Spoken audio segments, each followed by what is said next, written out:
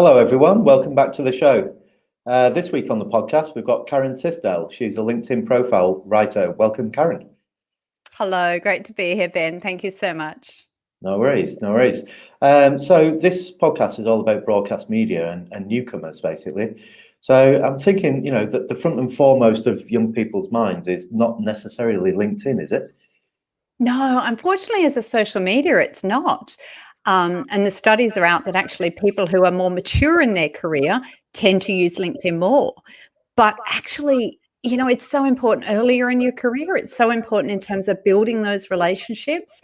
And especially when you're studying, if you're at university or you're doing these courses, if you've got an opportunity to do even if you're studying virtually, to do a screenshot, note those names, and then make sure that you're connecting with those people on LinkedIn. Because, when I listened to your podcast, you did a podcast, didn't you, Ben, where you spoke about your own career journey? Yeah. And who is everything, right? Because when you first finished uni, you really leveraged your networks, didn't you? Yeah, absolutely. Yeah. So, I mean, even when there was a lot of face-to-face, I'd start to talk to someone, I'd be having a laugh with them, getting on well with them. And then I'd be like, can we LinkedIn? And I'd just like take out my smartphone and just do it there and then. Because people like the personal stuff, and they like, they get on with you, you might as well just get the connection there and then. And yeah, it built up, steadily over the years, but sort of organically. I didn't sort of force the matter and just go out grabbing friends. It was literally, if I got on well with someone, then I'd just connect with them, basically. Yeah. See, and I think that's really interesting what you're saying there, is that you didn't force things. And I think younger generations, and I know I'm making a sweeping generalization here, but I think often there's a real sort of not wanting to push yourself out there into people's faces and not wanting to force things. And I think on LinkedIn, we just need to think about, this is not Facebook. This is not where, hey, I'm going to be your creepy best friend and stalk you. It's not like that. It's a professional platform. So if we can all just get in the habit of connecting with acquaintances and not necessarily waiting until we've got some magic between us, not really necessarily waiting until we go, I know this person likes me, I know we get on really well, and then I'll connect with them. But actually, hey, I think I saw your name in the podcast, in the webinar, in the training session I was in today. We share an industry in common. Can we connect? Like literally writing something that is just so low maintenance, and thinking of this as a place that you collect acquaintances, because you never know who can help you later in your career. So who has such a huge significant factor in terms of people's success. And LinkedIn is more than any other platform. It's where you can track everyone you've ever met. And when people listen to that and they might say, but I can do that on Facebook, or I can do that on Instagram. On Instagram, people are using crazy handles. You don't know who these people are. You don't know where they're working. You don't know anything about them. So it's a beautiful creative platform, but it doesn't give you the, oh my gosh, they're working for that company and I want to work for that company. You don't get that skills breakdown of everything they've ever studied and that sort of thing. So I think LinkedIn's so important to people's ongoing career success, especially when they're early in the career and they don't have that networks yet. You can actually use the search filters on LinkedIn. So the search filter is not just for a name. You could put in the words broadcast media.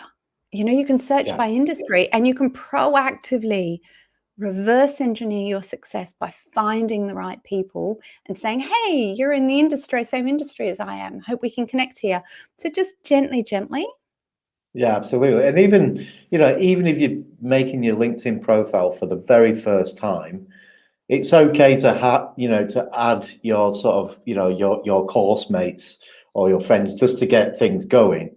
But then things snowball organically, and you sort of, even the events on there, you might sort of comment on some threads, and some people might be interacting with you, and you might even sort of connect that way even, right? Absolutely, but always making a point of noting people's last names, so which can be really hard sometimes, if you're on a webinar, sometimes you can only see people's first names, but just making a note of what people's names are and then sending them a note on LinkedIn and personalizing that invitation to connect. So clicking add note when you click connect.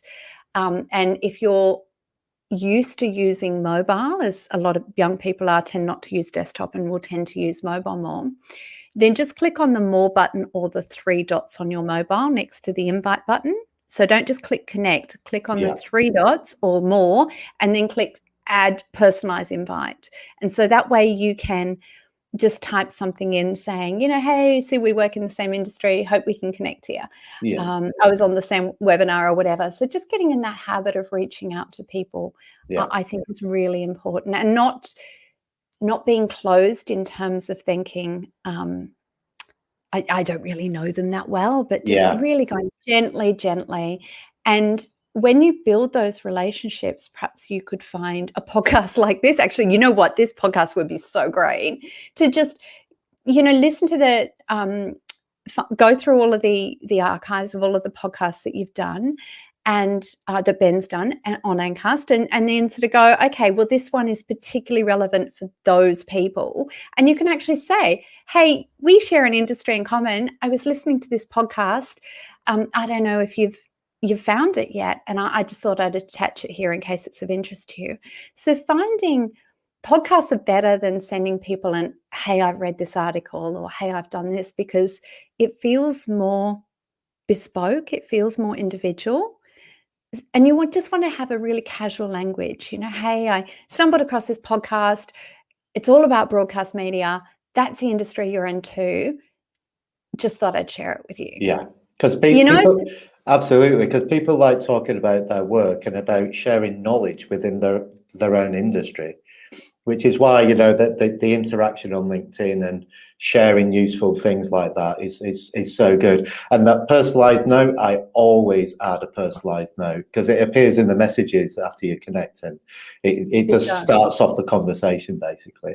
It stays in your archives, so that if you go back to that person later and think, who are they? You can go into your messages and go, oh, that's right, I met them then, or whatever.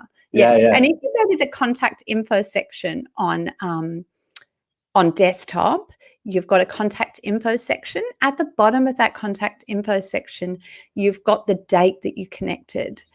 So that's also something that you could look through when you have connected to somebody and say, hey, I noticed we connected years ago. Or a few months ago. I'm sorry, I actually can't remember where we connected, but I know we connected on this month. We've not spoken, but I found a podcast you might be interested in. So you can even use that as a nice little sort of icebreaker. Just to nurture that relationship, because success is all about relationships. I mean, in your career, Ben, how many roles are advertised and how many people get a job through word of mouth? Do you have any idea on those stats? It's usually sort of about 70% of roles are filled through word of mouth. But that's broad. No, that's probably a similar figure that I'd heard as well. And just to give you an example, I changed my sort of headline to sort of available with stars next to it or something. And an old manager saw it, said, oh, you're available. And the next day I was having coffee with him at lunchtime, talking about new roles. So, just think if you can't do stuff face to face, then there's always LinkedIn, right? Absolutely. And even when you can do things face to face, we are more interconnected than our parents or our grandparents. So, and by interconnected, I mean we have more relationships and we keep those relationships for longer. So I spent a lot of time with my granddad in the UK, actually, because in case anybody listeners are going, she doesn't sound like she's from the UK. I'm so not. I'm from Australia and live here in Sydney. But I spent some time with my granddad while he was really old in the UK, and he spoke about people that he had lost contact with over the years, and how he wished he hadn't lost contact with them. Now, that's not going to happen to us because we can track people through all of these different social medias, and LinkedIn is one of those greatest things. It's, it's like a CRM database, or, a book of Yeah. business cards that constantly update. So it's where you can really keep in touch with people.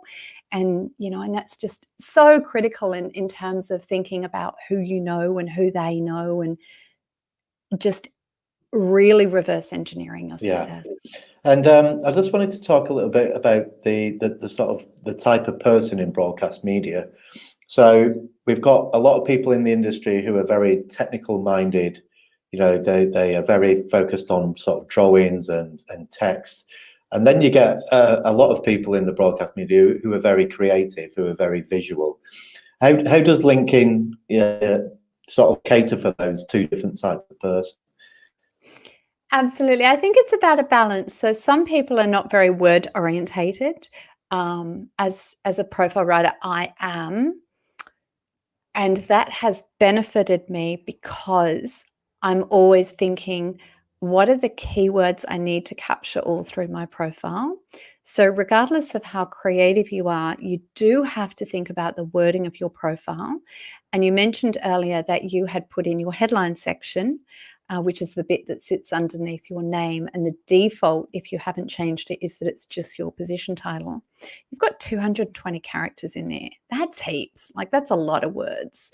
Yeah. Don't just have available there or available for work, but think about having all of the keywords that you want to be known for. And make sure that you've got in your about section a list of the certificates you've done and the training you've done, because you mentioned in that podcast that I love, where you spoke about your career journey, that some jobs you felt you'd stayed in for a little bit too long. If people are moving roles every sort of year or 18 months, it's important to make sure that you've got everything really keyword rich and you've got all those roles in your profile.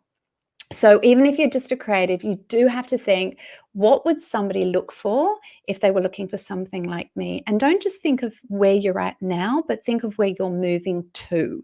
So if you really want to move to a specific area, make sure that you're using those words, interested in XYZ, even if you haven't got experience, because the very act of using those words will increase your relevancy ranking. So how high you appear in a search. And for the creatives amongst us, you're really lucky because you've got that extra edge where you can do something with your background banner. That's the bit that sits behind your profile photo. So the default is that it's just a really boring sort of slate grey colour and it says nothing about what you do. So make sure that you're putting something in there that visually captures what you do. If you're not, so if you're a creative, you can have a play with that. You can play in Canva, really good Australian invention, Canva, by the way, just a plug for us Aussies.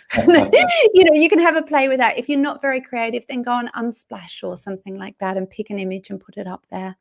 If you're a creative, you could upload a little video, either in a featured section on LinkedIn, so add profile section and click on featured. You can also add media. So if you've, whatever you've done, if you've got a little snippet of that, you can upload it to YouTube if you've got the licensing right. So thinking about what you can use on LinkedIn to make this a 3D resume on steroids. Right. That's amazing. And I suppose like LinkedIn develops so much over the sort of past 10 or 15 years. And what about the new features, Karen? Is there anything out there that even I don't know about these days? Oh my gosh, we got a new feature today. So we got a brand new feature today, I know. So if you've got a company page, it's not going to be relevant to a lot of your listeners, but if you've got a company page, you can now add providing services under that. So and for small business owners or consultants, we have got, so people who are independents, you've now got a providing services tab. So have a look at your profile. And this is very new, like last couple of months, the providing services section. It's a bit of a rubbish design by LinkedIn in that they haven't given us all of the different areas. So you might go, oh, I'm in broadcast media and I do this, and they haven't actually named that specific role. So you're going to go, like I'm a LinkedIn profile writer, and of course LinkedIn haven't created a service that says LinkedIn profile writer. So I've just gone, I'll list myself as a ghost writer. I'm not, but you know what I mean? Yeah. So you've got to kind of pick your category, and sometimes the categories that you want aren't there. But adding providing services if you're an independent, or you are contracted to somebody, but you've got a side hustle as well, as I'm sure a lot of people in broadcast media do. You might run a couple of jobs. Yeah, you would. So they'd run a couple of jobs at the time. So you can add providing services, and where it sits on your profile is underneath your name, and you've got your headline, the bit that I was urging everybody to put as many keywords in there as possible. Underneath that, you've got a tab that says on the left-hand side, open to work. And on the right-hand side, it might say open to. So just click on open to, and you'll be able to complete the providing services area. So this is where LinkedIn is transitioning, and will transition over the next couple of years, to what they're calling a marketplace, which is going to be like Airtasker. Do you have an equivalent of Airtasker in the UK? Do you have Airtasker? It's like Fiverr. Like Fiverr. Right, yeah. People per hour and stuff like that. Yeah. So it's where the very small sort of micro businesses, solopreneurs, or people who've got a side hustle, side gigs, it's where LinkedIn eventually you'll be able to do some sort of exchange of money and that sort of thing. So they're moving towards that. So yeah, every month I look at LinkedIn, there's some new features. So I know it keeps us LinkedIn trainers employed, I have to say. Well, that's good news for you, Karen. It is good news for me, but I pity the users of LinkedIn, because I think the youth amongst us will be fine. But some of my clients who are a bit more mature in their career, if you're not on LinkedIn, and you're not on LinkedIn sort of every month or every couple of months, you sort of look at it and you go, oh my gosh, the whole interface has changed. It's like a house that people just keep tacking on rooms, and then maybe they'll give it a paint, and you'll just go, is this a place I came to last time? Because I'm getting a bit lost wandering around that. So I think it's starting to feel like that for some people. No, it's almost unrecognizable from when I first started using it anyway. So I'd just like to say thank you, Karen. It's been amazing having you on the show, and I'm sure the listeners would appreciate all the advice you've got to give them on LinkedIn. Please follow Karen Tisdell on LinkedIn. Thank you, Karen. Please do. Thank you. Thank you so much, Ben.